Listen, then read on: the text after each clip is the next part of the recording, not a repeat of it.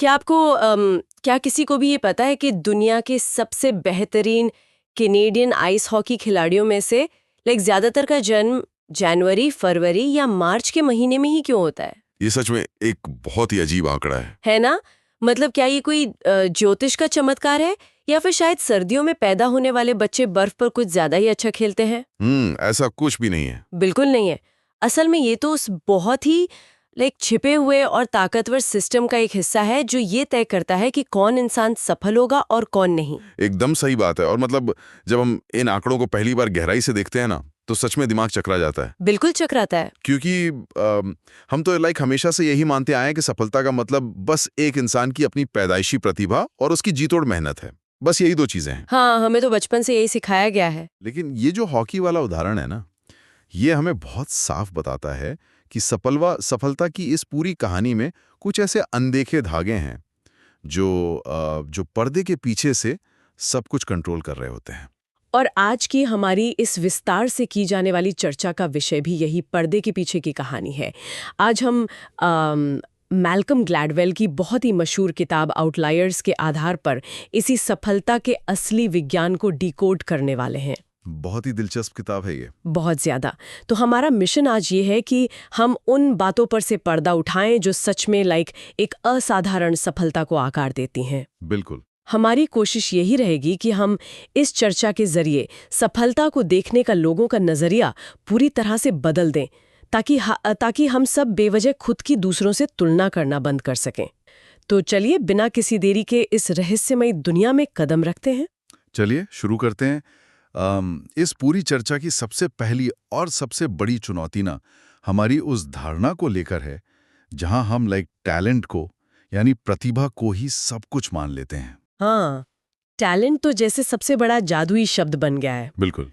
लेकिन ग्लैडवेल अपनी इस पूरी रिसर्च में बहुत साफ तौर पे ये साबित करते हैं कि प्रतिभा जो है वो सिर्फ कहानी की शुरुआत है। बस एक पहला कदम। तो फिर असली चीज क्या है? किसी भी क्षेत्र में महारत हासिल करने के लिए, चाहे वो खेल हो, संगीत हो या कोई तकनीक हो, सच्ची महारत के लिए एक जादुई आंकड़े की जरूरत होती है। और वो आंकड़ा है 10,000 घंटे का फोकस्ड अभ्यास। 10,000 घंटे? एक मिनट, मैं थोड़ा गणित लगा रही थी। अगर कोई हर दिन 3 घंटे भी अभ्यास करे और वो भी साल के 365 दिन लगातार। हाँ बिल्कुल लगातार। तो भी उसे लगभग 10 साल लग जाएंगे ये 10,000 घंटे पूरे करने में। ये तो किसी भी इंसान की जिंदगी का एक बहुत ही बड़ा हिस्सा है ना? और इसमें सबसे जरूरी जो शब्द है वो फोकस्ड है। मतलब इसका ये नहीं है कि आप कोई काम बस यूं ही बिना सोचे समझे 10,000 घंटे तक कर रहे हैं। तो फोकस का असली मतलब क्या हुआ यहाँ? इसका मतलब है अपनी गलतियों से लगातार सीखना, खुद को हर दिन एक नई चुनौती देना और अपने कौशल को रोज निखारना।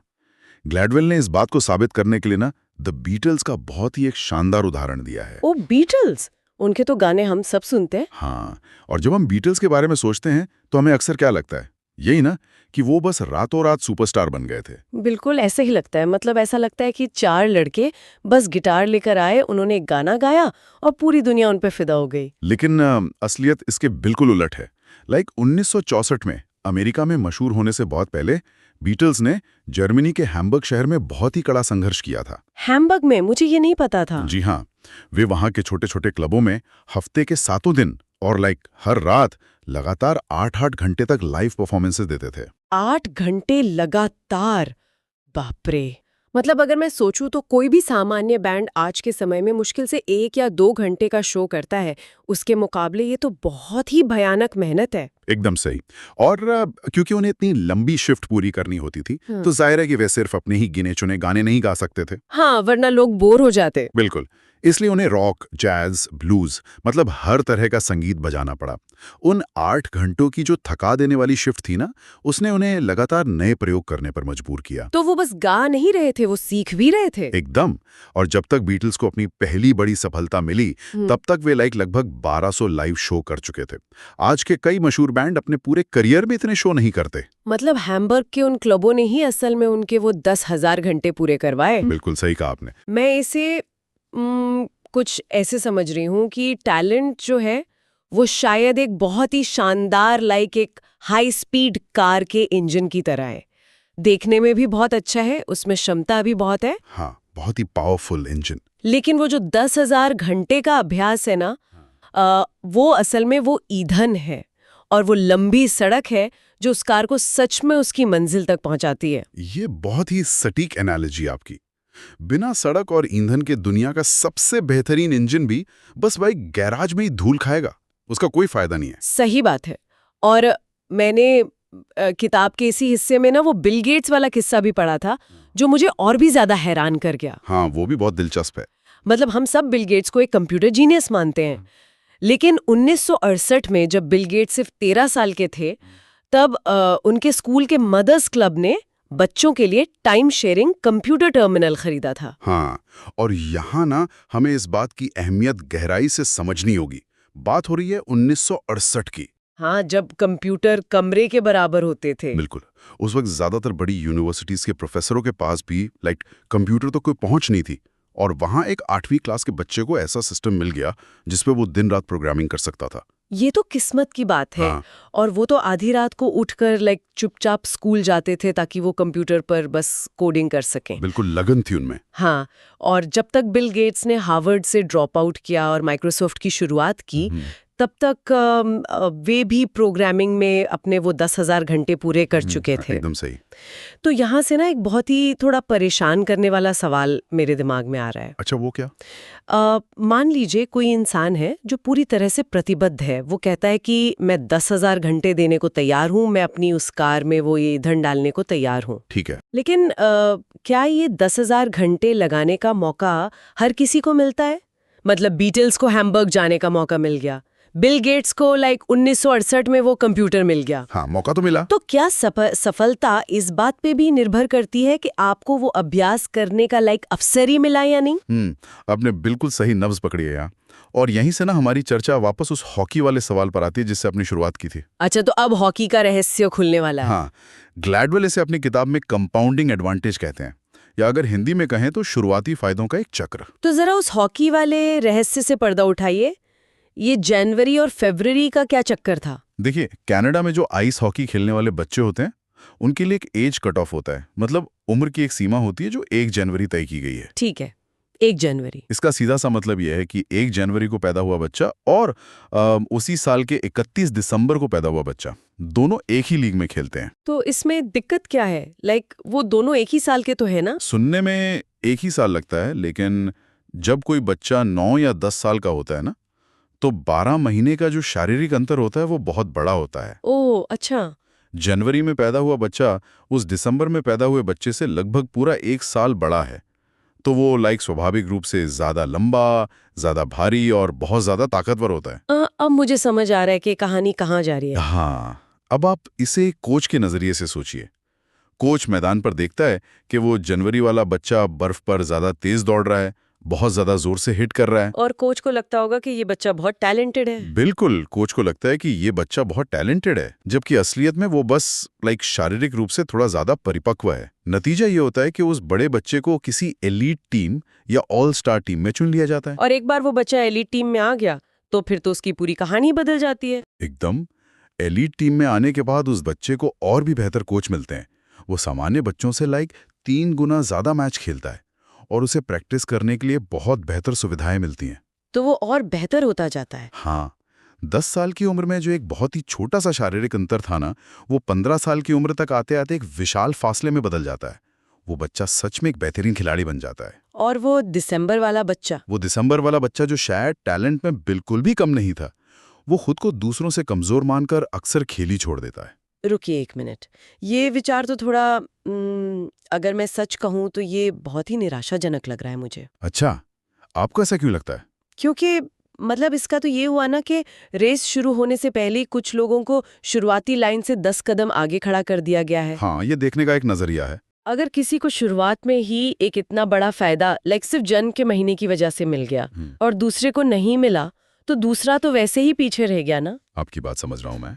तो क्या ये हमारी अपनी जो मेहनत है उसकी अहमियत को पूरी तरह से कम नहीं कर देता? मतलब ऐसा लगता है जैसे हमारी मेहनत से कहीं ज्यादा महत्वपूर्ण वो परिस्थितियां हैं जो हमारे कंट्रोल में ही नहीं है।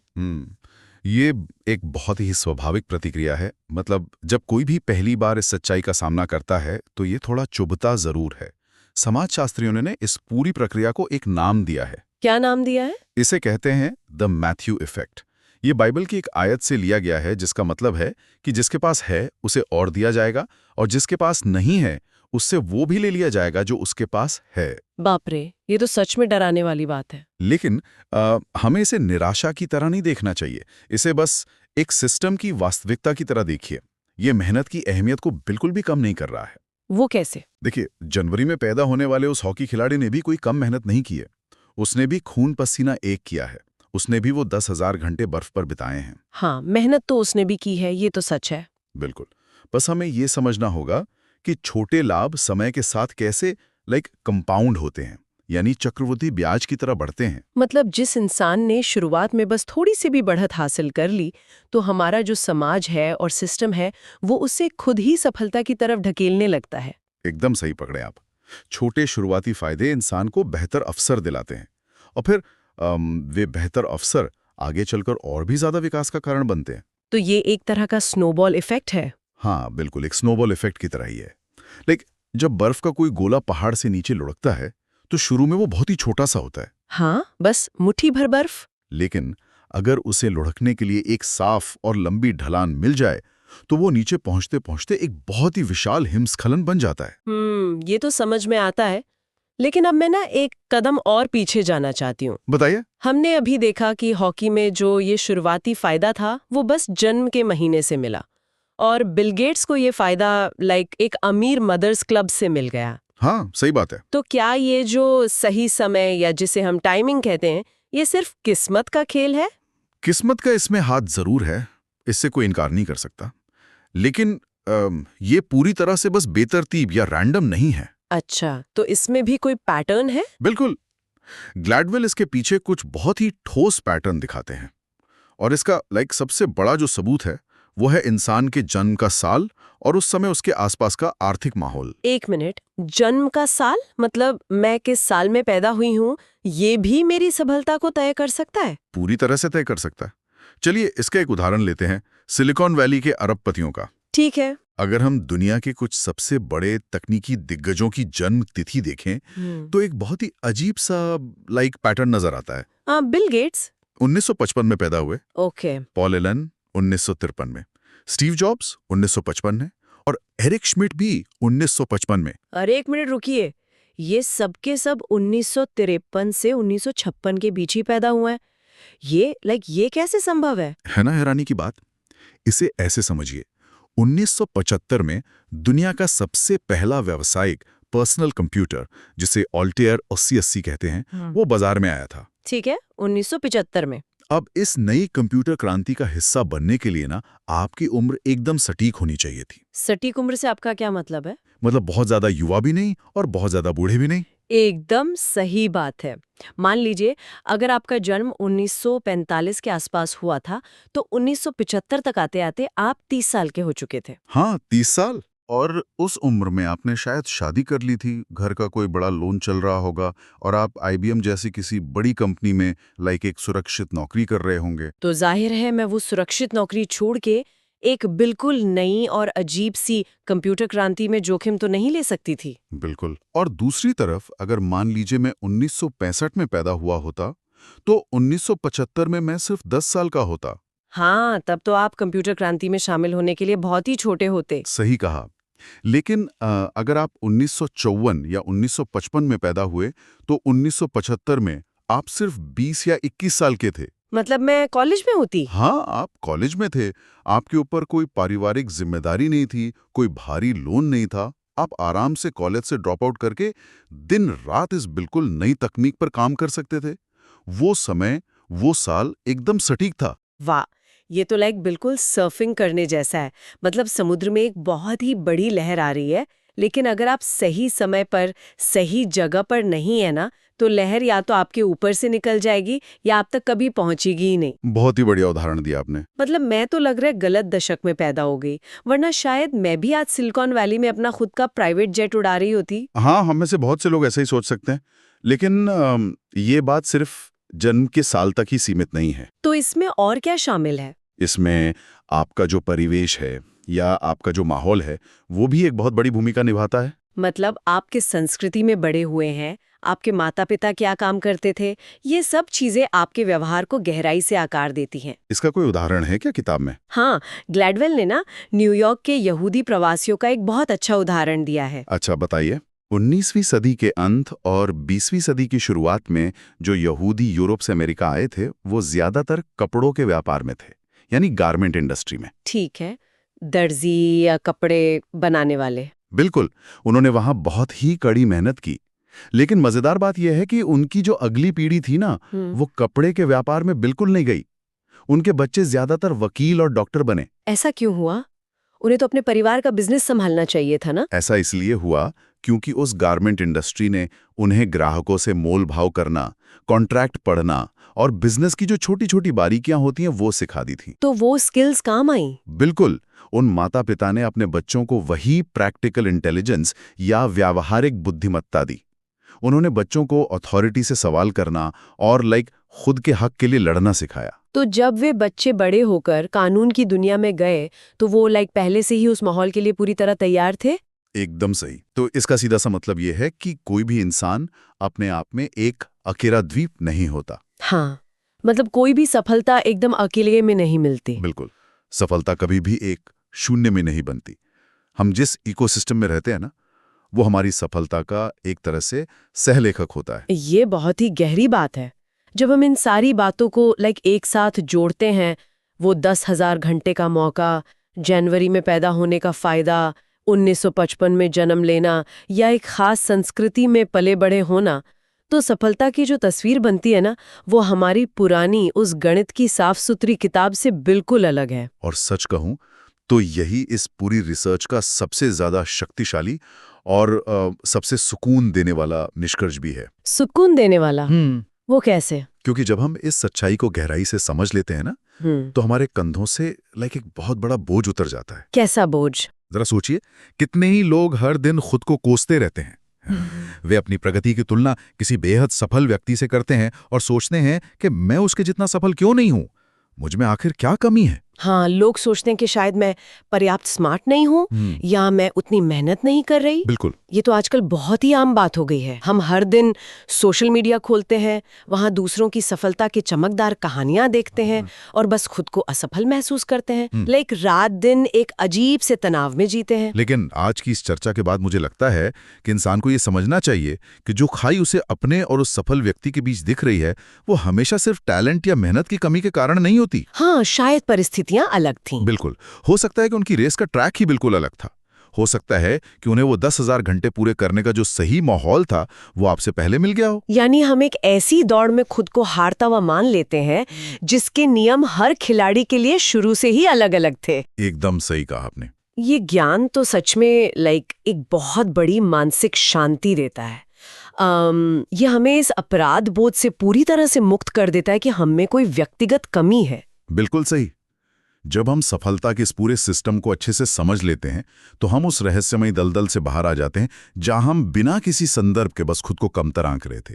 और तब हम असल चीजों पर फोकस कर पाते हैं। हाँ, हम ये देखना शुरू कर देते हैं कि अवसर असल में कहाँ छिपे हैं और उन्हें कैसे भुनाना है। तो अगर मैं आज की इस पूरी गहराई से की गई चर्चा को समेटूं तो जो अंतिम सत्य उभर कर आता है वो ये है कि सफलता कोई चमत्कार या सिर्फ किस्मत का तुक्का नहीं है। बिल्कुल नहीं। लेकिन ये पूरी तरह से किसी एक इंसान का अपना अकेला कमाल भी नहीं है। सही बात है। ये तो टैलेंट, 10,000 घंटे की कड़ी मेहनत, छोटे शुरुआती फायदे, सही समय और एक मददगार माहौल, इन सब के एक साथ मिलने से बनने वाली एक बहुत ही खूबसूरत सिम्फनी है। एकदम सही। सफलता को सिर्फ एक अकेले व्यक्ति के नजरिए से देखना एक बहुत ही अधूरी तस्वीर देखना है। हमें उस पूरी जमीन को देखना होगा जिस पर वो बीज बोया गया है। और यही बात ना इस जानकारी को इतना ज्यादा प्रासंगिक और जरूरी बनाती है हम सबके लिए। बिल्कुल, ये हम सभी के लिए एक बहुत बड़ा चेक पॉइंट है। दूसरों से अपनी अंधी तुलना करके बस निराश होने के बजाय अब हम जानकारी के सही संदर्भ को समझकर अपने खुद के विकास पर ध्यान केंद्रित कर सकते हैं। हाँ, हम अपनी राह खुद बना सकते हैं। हम समझ सकते हैं कि हमारी यात्रा एकदम अनोखी है। और जब नजरिया बदलता है ना, तो रास्ते खुद ब खुद साफ दिखने लगते हैं। बिल्कुल सही कहा। और इसी रास्ते की बात से मुझे एक बहुत ही गहरा सवाल याद आ रहा है। ये सवाल शायद हमें इस पूरी चर्चा को एक कदम और आगे ले जाने पर मजबूर कर दे। बताइए क्या सवाल है? हमने ये तो मान लिया कि सफलता में सही माहौल, सही समय और सही सिस्टम का बहुत बड़ा हाथ है। मतलब बहुत बड़ा योगदान है। लेकिन तो फिर अब आगे क्या? दिलचस्प। क्या हमें सिर्फ आंखें बंद करके, बिना सोचे समझे अपनी मेहनत बढ़ाने पर ही जोर देना चाहिए, या फिर हमें अपना गियर शिफ्ट करके इस बात पर ज्यादा ध्यान देना चाहिए कि हम खुद को किस तरह के माहौल में रख रहे हैं? ये सोचने वाली बात है। क्योंकि अगर सिस्टम ही सफलता तय करता है, तो क्या हम अपने लिए एक नया सिस्टम खुद डिजाइन नहीं कर सकते? क्या हम ऐसे लोगों के बीच, ऐसे शहरों में या ऐसी इंडस्ट्री में खुद को नहीं रख सकते जहां हमें वो कंपाउंडिंग एडवांटेज मिल सके? बिल्कुल किया जा सकता है। ये एक ऐसा सवाल है जो सिर्फ यूं ही सोचने के लिए नहीं है, बल्कि अपनी पूरी जिंदगी की रणनीति को बदलने के लिए है। इस पर आप सभी जरूर विचार कीजिएगा। खैर, आज की हमारी ये चर्चा यहीं समाप्त होती है। अगली बार फिर मिलेंगे एक नई विषय और नई गहराइयों के साथ।